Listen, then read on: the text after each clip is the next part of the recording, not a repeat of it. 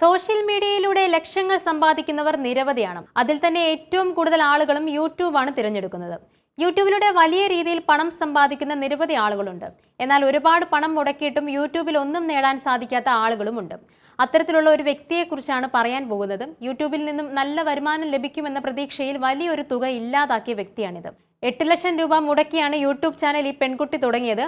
നളിനീസ് kitchen recipe എന്ന YouTube ചാനലിന്റെ ഉടമയായിരുന്നു നളിനി. ഉനാനഗർ 3 വർഷം മുൻപാണ് യൂട്യൂബ് ചാനൽ ആരംഭിക്കുന്നത്.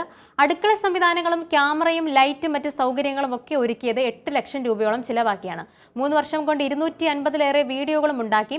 എന്നാൽ 1 രൂപ പോലും ഈ പെൺകുട്ടിക്ക് വരുമാനം ലഭിച്ചില്ല. ഇതോടെ വീഡിയോകൾ നിർമ്മിക്കുന്നത് അവസാനിപ്പിക്കുകയാണെന്ന് നളിനി ട്വീറ്റ് ചെയ്യുകയാണ് ചെയ്തത്. യൂട്യൂബ് ചാനലിലെ എല്ലാ വീഡിയോകളും നീക്കം ചെയ്യുകയും ചെയ്തു. ഓൺലൈൻ പ്ലാറ്റ്ഫോമുകൾ വിജയിക്കണമെങ്കിൽ കുറച്ച് ഭാഗ്യം കൂടി വേണമെന്നും പ്രധാന വരുമാനമായി ഒരിക്കലും യൂട്യൂബിനെ കാണാൻ ആവില്ല എന്നുമാണ് നളിനി കൂട്ടിച്ചേർത്തത്. യൂട്യൂബ് ചാനലിലെ വീഡിയോകൾ നീക്കം ചെയ്തതും ശ്രദ്ധ നേടി.